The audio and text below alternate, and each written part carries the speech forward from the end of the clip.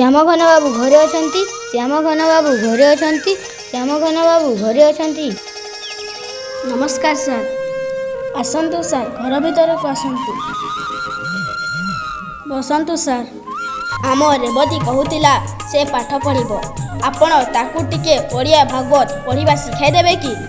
हाँ निश्चय श्यामघन बाबू, रेवती बहुत बुद्धिमती झील, से खूब शीघ्र पाठ पढ़ी जीव। सतरे सर, आपण मते पाठ पढ़ाइबे? मु प्रतिदिन कौन चली एठी?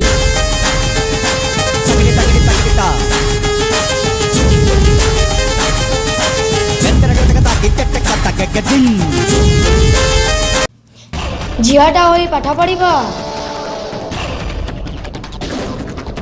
मला अंधा देश को दर्पण भी कि झील कहूँ मु पाठ पढ़ी। केउ काल केउ झील पाठ पढ़ी कि रे श्याम? ना माँ सेमिति कह ना, आजिकाली झील मैंने भी पाठ पढ़िले।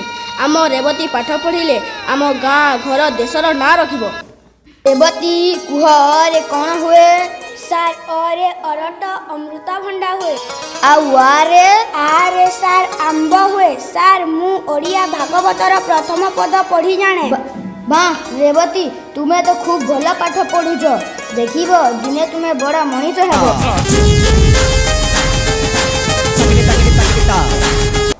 एही पाठ पढ़ा दिने काल हेब।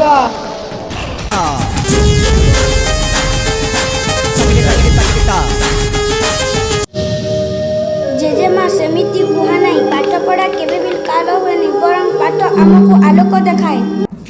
थाउ तू मते बेसी बुझानी। हाँ लो माँ, मझी दरिया भासुलु तू छाणी आनी मु तते खपरा गाल मांस लगिला बोली जवाब दौचु मते मली ढाप। एते पाठ पढ़ा भल नुहे। हे भगवान ए घर को रक्षा करंतु।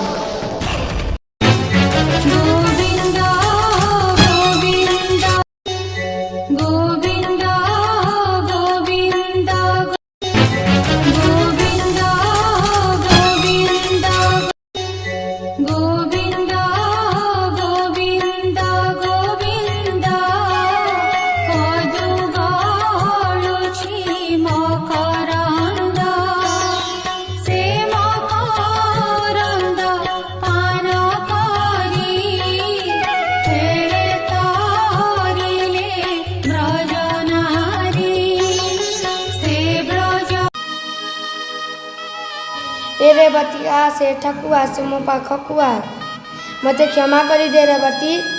जेजेमा। हाँ लो तू मते क्षमा करी दे। आज ठारू तो खुशी, तू जेमिति इच्छा करिबू सेमिति पाठ पढ़िबू, मु तते केबे भी बाधा देबिनी। झीलटीए पढ़िले देश गढ़िब।